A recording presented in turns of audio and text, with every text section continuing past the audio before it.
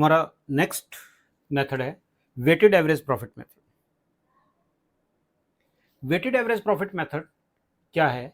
ये average profit method का ही एक अमेंडेड वर्जन है, ठीक है। और जनरली हम वेटेड एवरेज प्रॉफिट मेथड को यूज करने का सजेशन तब देते हैं जब प्रॉफिट्स में इंक्रीजिंग या डिक्रीजिंग ट्रेंड हो। जब प्रॉफिट्स में क्या हो बेटा? इंक्रीजिंग या डिक्रीजिंग ट्रेंड हो। तो हम क्या करते हैं कि हम वेट देते हैं, जो हमारा नियरेस्ट ईयर है उसे ज़्यादा वेट देते हैं, और जैसे जैसे हम उसके बैक ईयर्स में जाते जाते हैं हम उसकी वेट को कम करते जाते हैं। Means it is considered to be better to give higher weight to the profit to the recent year than the earlier years. पिछले सालों के प्रॉफिट के मुकाबले जो रिसेंट ईयर के प्रॉफिट हैं उनको हमें ज़्यादा वेट देना चाहिए। बेसिकली है एवरेज प्रॉफिट ही मेथड। अब इस मेथड में करते क्या है? सबसे पहला काम, हम अपने प्रॉफिट्स को नॉर्मल करते हैं, ठीक है। नॉर्मल करने का मतलब है कि अबनॉर्मल लॉस कोई है तो उसे प्लस कर देते हैं, और अबनॉर्मल गेन अगर कोई है तो उसे हम माइनस कर देते हैं। सेकंड, अब हमने ये अभी तक पढ़ा था प्रीवियस मेथड में कि गुडविल जो है वो फ्यूचर के लिए कैलकुलेट की जाती है, सो दैट कि जो फ्यूचर में प्रॉफिट्स का लॉस हो रहा है, ठीक है, उसे वो कंपनसेट कर सके। तो फ्यूचर के लिए करने के लिए हमें क्या करना पड़ता है? जो हमारे एक्सपेंसेस हैं या जो हमारी इनकम है, अगर वो फ्यूचर में इंक्रीज हो रही है या डिक्रीज हो रही है, कुछ भी हो सकता है ना, एक्सपेंसेस हैं वो इंक्रीज भी हो सकते हैं। अगर फ्यूचर में इंक्रीज हो रहे हैं तो हम प्रॉफिट्स में से माइनस कर देंगे, सो दैट कि जो पुराने प्रॉफिट्स हैं उनको ट्रू पिक्चर पे हम ला सकें। और अगर एक्सपेंसेस रिड्यूस होने के चांसेस हैं तो प्रॉफिट्स को प्लस कर देंगे। सिमिलरली इनकम अगर कम होने के चांसेस हैं तो माइनस कर देंगे, और अगर इनकम बढ़ने के चांसेस हैं तो प्लस कर देंगे। क्लियर? तो इन दोनों बातों को ध्यान में रखते हुए हम अपने प्रॉफिट्स फाइंड आउट कर लेते हैं, और फिर हम प्रॉफिट्स को वेट देते हैं। किस तरह से, वो हम लोग एक एग्जांपल के साथ समझते हैं। सपोज कीजिए 2010, 2011, 2012, 2013, 4 साल के प्रॉफिट्स हैं, ठीक है। 20,000, 30,000, 50,000, 60,000। अब आप देखो, इन प्रॉफिट्स का इंक्रीजिंग ट्रेंड है। हमने अभी क्या डिस्कस किया था कि अगर प्रॉफिट्स का इंक्रीजिंग या डिक्रीजिंग ट्रेंड है तो it is better to use weighted average profit method. लेकिन आपको पेपर में जब कहा जाएगा कि वेटेड प्रॉफिट मेथड यूज करना है, तभी आपने यूज करना है। आपने इंक्रीजिंग या डिक्रीजिंग ट्रेंड के बेस पे खुद मेथड सेलेक्ट नहीं करना। क्लियर? हाँ, लेकिन अगर आपके एग्जाम में थ्योरी में ये क्वेश्चन आ जाता है कि भाई वेटेड एवरेज प्रॉफिट मेथड कब यूज करना चाहिए, तो हमारा आंसर क्या होगा कि जब इंक्रीजिंग या डिक्रीजिंग ट्रेंड ऑफ प्रॉफिट्स है। जैसे कि ये देखिए, इसके अंदर कॉन्टिन्यूस प्रॉफिट लगातार बढ़ रहे हैं, ठीक। तो अब इसमें हम क्या करेंगे? अगर कोई अबनॉर्मल लॉस है तो उसे प्लस कर देंगे। सपोज कीजिए हमारा क्वेश्चन कहता है कि 2010 में 20,000 का अबनॉर्मल लॉस हुआ था, तो हमने प्लस कर दिया, ठीक है। और हमारा क्वेश्चन कहता है कि 2012 में 10,000 का गेन हुआ था, माइनस कर दिया। हमारा क्वेश्चन कहता है कि हमारे एक्सपेंसेस डिक्रीज हो जाएंगे, ठीक है, कितने? 10,000। तो हम 10,000 के एक्सपेंसेस जो डिक्रीज हो जाएंगे, उसका रिजल्ट ये निकलेगा कि हमारे हर साल प्रॉफिट 10,000 इंक्रीज हो जाएंगे। तो हम अपने हर साल के प्रॉफिट को 10,000 से इंक्रीज कर देंगे। अब इतना काम करने के बाद, मीन्स कि ये दोनों कॉन्सेप्ट्स करने के बाद हम क्या करेंगे बच्चे? हम अपने प्रॉफिट्स फाइंड आउट कर लेंगे। तो 20, 40, 50,000, 40,000, 50,000, देन 70,000। अब हमने क्या करना है? अब हमने इसको वेट देना है। अब वेट कैसे दिया जाएगा? सिंपल होता है वेट, 1, 2, 3, 4। तो जो देखो बेटा, जो हमारा रिसेंट ईयर था उसे हमने किससे वेट दिया? 4 से। और जो हमारा पीछे सालों का प्रॉफिट था, जो सबसे दूर था हमारे, एवरेज में, ठीक है, उसको हमने 1 से वेट दिया। तो ये वेट देने का मतलब है इसको हमने इससे मल्टीप्लाई कर लिया। तो ये हमारा आ गया 50,000, 80,000, 1,50,000, 2,80,000, ठीक है। अब हम इसका टोटल कर लेंगे, ओके, 5,60,000। तो ये हमारा क्या आ गया बेटा, ये हमारा आ गया total weighted profit for 4 years.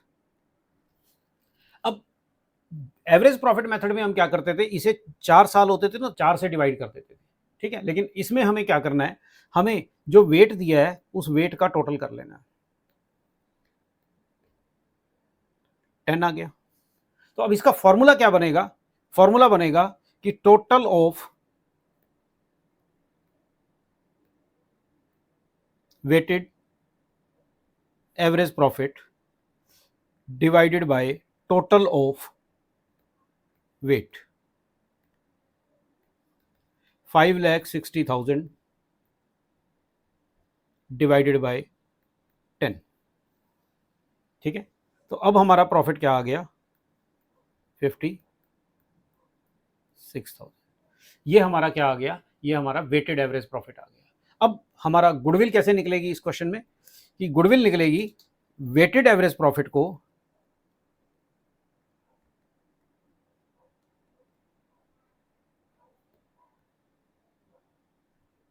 हम मल्टीप्लाई कर देंगे नंबर ऑफ ईयर्स परचेज। तो मीन्स 56,000, अगर नंबर ऑफ ईयर परचेज 2 है तो इसे हम 2 से मल्टीप्लाई कर देंगे, हमारी गुडविल आ जाएगी 1,12,000।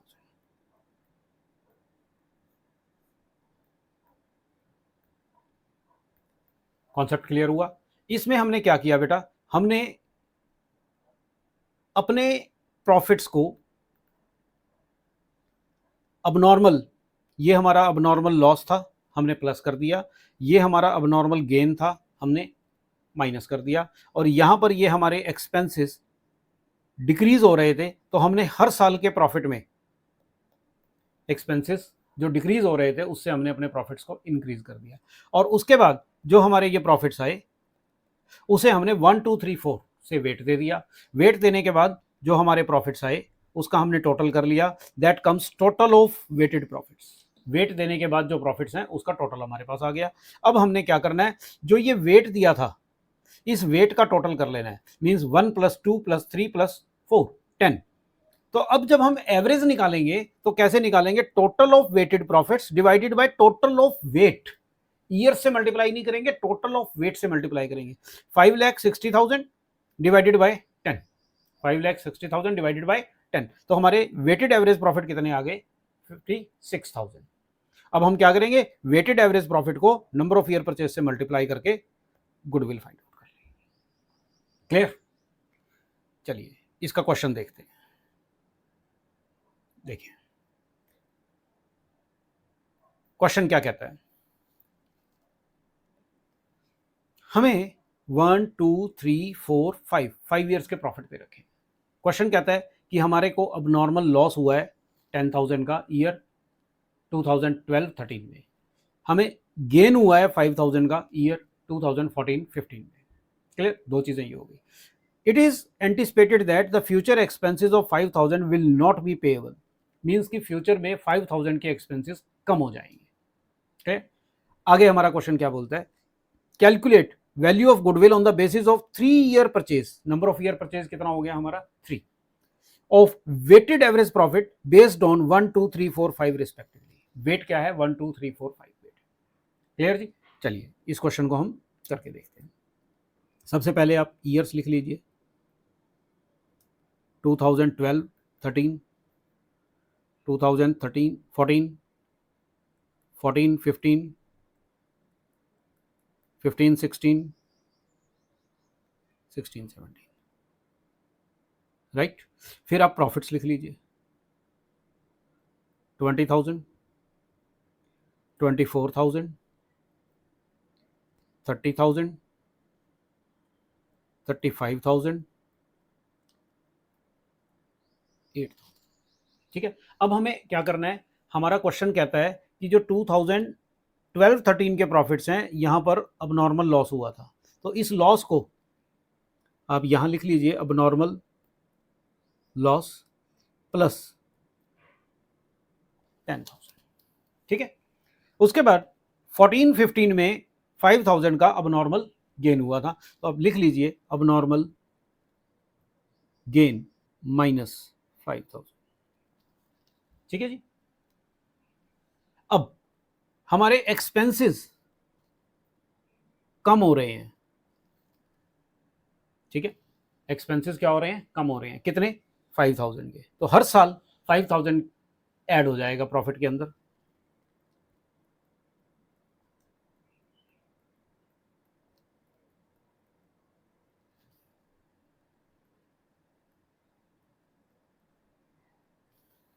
ठीक, अब हम इसके प्रॉफिट्स निकाल लेते हैं कि हमारे प्रॉफिट्स क्या आ रहे हैं, सो दैट कि हम उसको वेट दे सकें।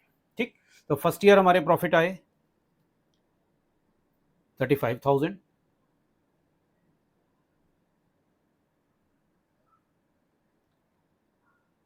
29,000, 30,000, right, then 40,000 and 43,000। अब हमारा क्वेश्चन क्या कहता है कि हमें वेट देना है। ठीक है, वेट कैसे देना है, पहले साल 1, फिर 2, फिर 3, फिर 4, फिर 5, और वेट का टोटल कितना हो गया हमारा 50। ठीक है, क्योंकि हमें चाहिएगा ना वेट का टोटल। अब वेट देने के बाद देखो आपके प्रॉफिट्स कितने आ रहे हैं,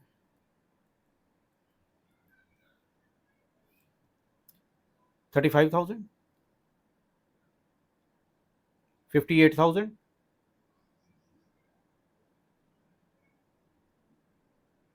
90,000, 1,60,000 and 2,15,000।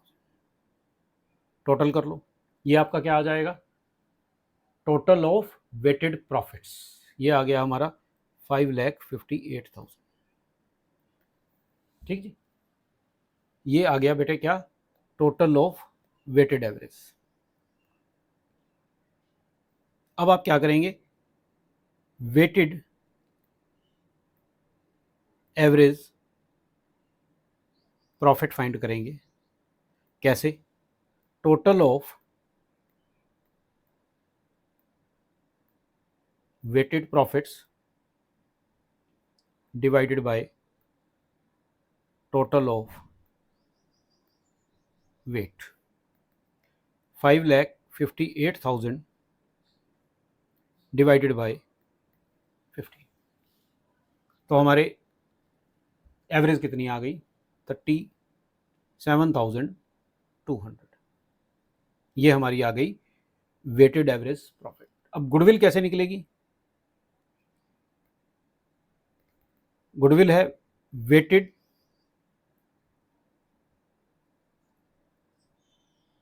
Average profit into number of year purchase,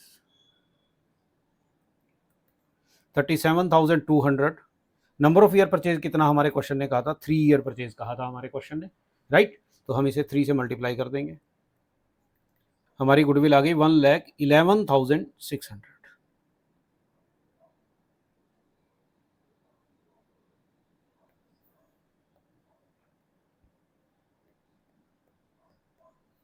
ठीक, हमने इस मेथड में क्या किया, हमने सबसे पहले अपने प्रॉफिट्स लिखे, फिर हमने अबनॉर्मल लॉस जिस साल था उस साल प्लस कर दिया, और जिस साल अबनॉर्मल गेन था उसमें गेन को माइनस कर दिया। हमारे एक्सपेंसेस रिड्यूस हो रहे थे, तो हमने जितने भी साल के एवरेज निकालनी थी सभी सालों में वो एक्सपेंसेस प्लस कर दिए। ठीक है, फिर हमारी नॉर्मल प्रॉफिट्स आ गए, और नॉर्मल के साथ साथ क्या आ गए, जो फ्यूचर को भी हमने एडजस्ट कर लिया, वो हमारे एडजस्टेड प्रॉफिट्स आ गए। देन हमने क्या किया बेटे, हमने मल्टीप्लाई किया वेट से, ये वेट मल्टीप्लाई करके हमारा आ गया। Then we find total profit weighted. फिर हमने टोटल वेटेड प्रॉफिट्स को टोटल ऑफ वेट्स डिवाइड कर दिया, मींस कि 5,58,000 को 15 से डिवाइड कर दिया, तो ये हमारा बच्चे आ गया वेटेड एवरेज प्रॉफिट। और वेटेड एवरेज प्रॉफिट को हमने नंबर ऑफ ईयर परचेज से मल्टीप्लाई करके गुडविल फाइंड आउट कर ली। ठीक, चलिए एक क्वेश्चन और देखते हैं इसी टॉपिक का। हमारा क्वेश्चन क्या कहता है, calculate goodwill of the firm on the basis of 3 year purchase of the weighted of 4 year. 4 साल की वेट के साथ हमने 3 ईयर परचेज से गुडविल फाइंड आउट करनी है। हमें प्रॉफिट्स दे रखे हैं 1 2 3 4 5, कितने साल के प्रॉफिट दे रखे हैं, 5 ईयर्स के। ठीक है, अब हमें जो गुडविल फाइंड आउट करनी है वो किसकी करनी है, 4 साल की एवरेज लेनी है। तो मतलब ये कि जो हमें ये वाला प्रॉफिट दे रखा है इसका कोई मीनिंग नहीं है। ठीक है, हम कौन से लेंगे, प्रीसीडिंग 1 2 3 4, ये 4 साल के प्रॉफिट्स हम लेंगे। क्लियर। उसके बाद हमारा क्वेश्चन क्या कहता है, हमारा क्वेश्चन कहता है कि on September 1 2014 a major repair plant को हुई है फॉर 6,000 रुपए की एक रिपेयर करवाई है, जिसे हमने गलती से रेवेन्यू में डाल दिया। रेवेन्यू में डालने का मतलब है इसको प्रॉफिट एंड लॉस में डाल दिया और इसका रिजल्ट ये निकला कि हमारे प्रॉफिट कम हो गए। ठीक है, the said amount is to be capitalized for goodwill. Goodwill की कैलकुलेशन करने के लिए इस अमाउंट को हमें कैपिटलाइज करना है, मतलब कि इसे खर्चा नहीं मानना। ठीक, बट हमें इसका डेप्रिसिएशन चार्ज करना है रिड्यूसिंग बैलेंस मेथड से 10%। ठीक है, अभी हम जब इसे करके देखते हैं तो पता लगेगा। सेकंड हमारी एडजस्टमेंट कहती है कि जो क्लोजिंग स्टॉक है 2013 का वो ओवर वैल्यूड हो गया, हमने ज्यादा वैल्यू कर दिया। ठीक है, क्लोजिंग स्टॉक हमने क्या कर दिया बेटे, ज्यादा वैल्यू कर दिया, कितना, 2400। And to cover the management cost annual charge of इतने should be made for the purpose of goodwill valuation. ये हमारा खर्चा इंक्रीज हो रहा है, हमारा खर्चा क्या हो रहा है, इंक्रीज हो रहा है कि हमें फ्यूचर में इस 4800 की पेमेंट को करना पड़ेगा। चलिए हम क्वेश्चन स्टार्ट करते हैं। हमारे ईयर्स देखिए 2012, 2013, 2014, 2015। ठीक है जी, हम इनके प्रॉफिट्स लिख लें। 2012 के प्रॉफिट थे 20,200, 13 के 24,800, देन 20,000, देन 30,000। ये हमारे क्या हैं बच्चे, ये हमारे प्रॉफिट्स हैं, राइट। अब हम आते हैं एडजस्टमेंट्स पे। पहली एडजस्टमेंट हमारी ये क्या कह रही है, ये हमारी एडजस्टमेंट कह रही है कि 2014 सितंबर में हमने 6,000 को P&L में डाल दिया जो नहीं डालना था। तो सबसे पहले तो 2014 में 6,000 जो P&L में नहीं डालना था, जब उसे हटाएंगे तो हमारे प्रॉफिट इंक्रीज हो जाएंगे। क्लियर। लेकिन साथ ही साथ हमारा क्वेश्चन कह रहा है कि the said sum is to be capitalized, इसे कैपिटलाइज करना है फॉर गुडविल वैल्यूएशन, जिसके साथ हमें 10% पर एनम डेप्रिसिएशन लगाना है रिड्यूसिंग बैलेंस मेथड। तो इसका मतलब है कि सितंबर का, देखिए सितंबर से दिसंबर तक, 31 दिसंबर तक कितने महीने हो गए, सितंबर, अक्टूबर, नवंबर, दिसंबर, 4 मंथ्स। तो हमें यहां पर 6,000 पर 4 मंथ्स का क्या लगाना है, डेप्रिसिएशन लगाना है। तो हम अगर कैलकुलेट करके देखो आप कि 6,000 का 10% 600 और 4 मंथ्स का डेप्रिसिएशन हो गया 200। इट मींस कि 6,000 का खर्चा हमने हटाया और 200 का डेप्रिसिएशन लगाया। अब ये जो डेप्रिसिएशन है वो तो हर साल कॉन्टिन्यूस लगना है ना, तो अगले साल कितने पर लगेगा, अब यहां पर जो डेप्रिसिएशन लगेगा वो 5,800 पर लगेगा, क्योंकि रिड्यूसिंग बैलेंस मेथड है। ठीक है, तो इसका 10% लगा लो आप, कितना आ गया, 580। तो हमारी ये एडजस्टमेंट तो कवर हो गई। ठीक, अब हमारा क्वेश्चन क्या कह रहा है कि 2013 में क्लोजिंग स्टॉक को ज्यादा लिख दिया। अब आप सोचो कि अगर हम क्लोजिंग स्टॉक को ज्यादा लिख दें, आप अपने माइंड में इमेजिन करो कि हम ट्रेडिंग अकाउंट बना रहे हैं, ठीक है, हमारे ग्रॉस प्रॉफिट आए, कुछ भी फिगर है हमारी, ग्रॉस प्रॉफिट आए 1000, ठीक, ये एक्चुअल है, लेकिन हमने यहाँ क्लोजिंग स्टॉक 2400 रुपीज ज्यादा कर दिया, लिख दिया, तो उसका रिजल्ट क्या निकलेगा, हमारे ग्रॉस प्रॉफिट 3400 के हो जाएंगे। इट मीन्स कि 2013 में क्लोजिंग स्टॉक ज्यादा लिखने के कारण 2013 के प्रॉफिट 2400 से ज्यादा हो गए थे। अब उसे ठीक करना है तो हम क्या करेंगे, 2400 से प्रॉफिट रिड्यूस कर देंगे 2013 के। अब बट एक चीज और है कि एक साल का क्लोजिंग स्टॉक अगले साल का क्या बन जाता है, ओपनिंग स्टॉक बन जाता है या नहीं बन जाता है। तो अगले साल का ओपनिंग स्टॉक भी 2400 रुपए ज्यादा हो गया। तो जब अगले साल ओपनिंग स्टॉक ज्यादा होगा तो उसका रिजल्ट क्या निकला होगा, सोच के देखो कि सपोज करो क्लोजिंग स्टॉक की जगह हमने ओपनिंग स्टॉक 2400 रुपए ज्यादा लिख दिया, तो रिजल्ट यह निकलेगा कि प्रॉफिट कम हो जाएंगे। तो अब हमें वो जो कम हो गए थे प्रॉफिट उसको ठीक करना है, तो नेक्स्ट ईयर हम क्या करेंगे बेटा, 2400 रुपए प्लस कर देंगे। देखो ये सारी एडजस्टमेंट्स हो रही हैं गुडविल को वैल्यूएट करने के लिए। अगली एडजस्टमेंट, अब याद रखना कि जब भी क्लोजिंग स्टॉक का ओवर वैल्यूएशन या अंडर वैल्यूएशन आता है तो एक साल नहीं 2 सालों पर असर पड़ता है, ठीक है। इसके लिए हम एक अलग से वीडियो बना देंगे कि क्लोजिंग स्टॉक की या ओपनिंग स्टॉक की ओवर या अंडर वैल्यूएशन पर क्या इफेक्ट पड़ता है। चलिए अगला हमारी एडजस्टमेंट कहती है कि फ्यूचर में 4800 के खर्चे बढ़ेंगे क्योंकि मैनेजमेंट कॉस्ट के नाम के खर्चे बढ़ेंगे। तो अब ये जो खर्चा है ये हर साल बढ़ जाएगा, ये खर्चा हर साल 4800 रुपीज से बढ़ जाएगा।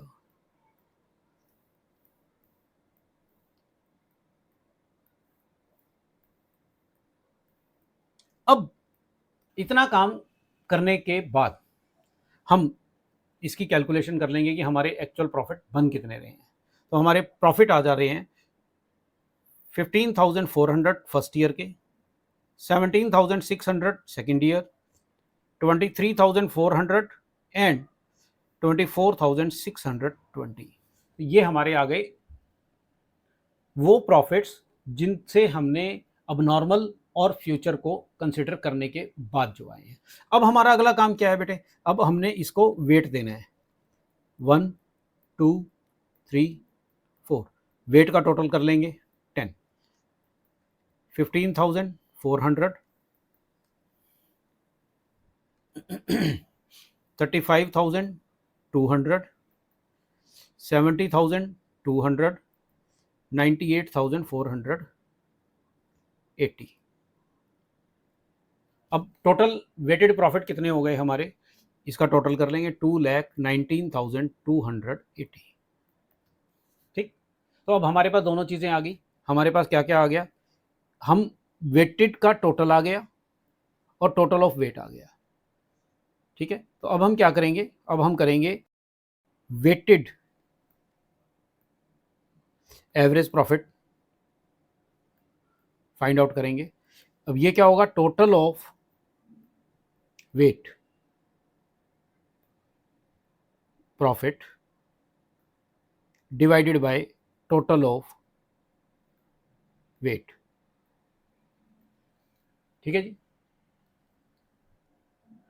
कितना हो गया, 2,19,280 डिवाइडेड बाय 10, 21,928। ये हमारा क्या आ गया, ये हमारा वेटेड प्रॉफिट आ गया। अब हमारा क्वेश्चन क्या कह रहा है कि हमें वेटेड प्रॉफिट का 3 ईयर परचेज गुडविल कैलकुलेट करनी है। तो बस अब यहां पर आप गुडविल कैलकुलेट कर लें। गुडविल बराबर 21928 मल्टीप्लाइड बाय 3, 65,784 रुपीज। ये हमारी क्या आ गई बेटे जी, ये गुडविल आ गई। ठीक, हमने इसमें क्या किया, हमने सबसे पहले प्रॉफिट्स लिखे। हमारा क्वेश्चन कह रहा था कि 6,000 का हमने जो रिपेयर कराया था उसे गलती से हमने कहाँ डाल दिया, पी एंड एल अकाउंट में डाल दिया, तो हमने 6,000 वापस कर दिए, तो पी एंड एल इंक्रीज हो गया, हमारे प्रॉफिट 20 से 26,000 के हो गए। लेकिन हमारा क्वेश्चन कह रहा है कि हमें डेप्रिसिएशन भी लगाना था, तो 4 मंथ्स का हमने जब डेप्रिसिएशन लगाया था वो 200 रुपीज़ बन गया। ठीक, अगले साल फिर ये 580 रुपीज़ का डेप्रिसिएशन आ गया। कैसे निकला? 5800 का 10%। अगली एडजस्टमेंट हमारी कह रही है कि हमने क्लोजिंग स्टॉक ओवर वैल्यू कर दिया था, क्लोजिंग स्टॉक ज़्यादा लिख दिया था 2013 में। तो हमने जब 2013 में क्लोजिंग स्टॉक ओवर कर दिया था, तो ठीक करने के लिए प्रॉफिट को रिड्यूस कर देंगे।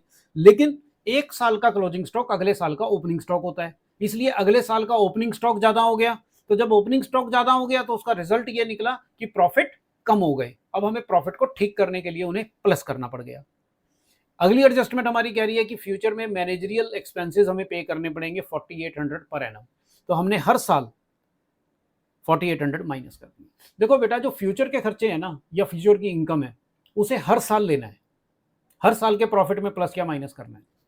देन हम क्या करेंगे, हमने इसका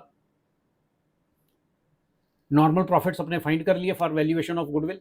then we will multiplied it by the weight 1 2 3 4। फिर हमारे आ गए वेटेड प्रॉफिट्स, और हमने इनका टोटल कर लिया, ये हमारे आ गए टोटल ऑफ वेटेड प्रॉफिट्स। अब उसके बाद हमने टोटल ऑफ वेट निकाला, और टोटल ऑफ वेटेड प्रॉफिट्स को टोटल ऑफ वेट से डिवाइड करके एवरेज ऑफ वेटेड प्रॉफिट निकाल लिया। और अब गुडविल निकालने की बारी आई। एवरेज ऑफ वेटेड प्रॉफिट को हमने नंबर ऑफ ईयर परचेज से मल्टीप्लाई करके गुडविल फाइंड आउट कर ली। ठीक है जी, तो इस तरह से हम वेटेड एवरेज प्रॉफिट मेथड के जो क्वेश्चंस हैं उनको सॉल्व करेंगे। ठीक।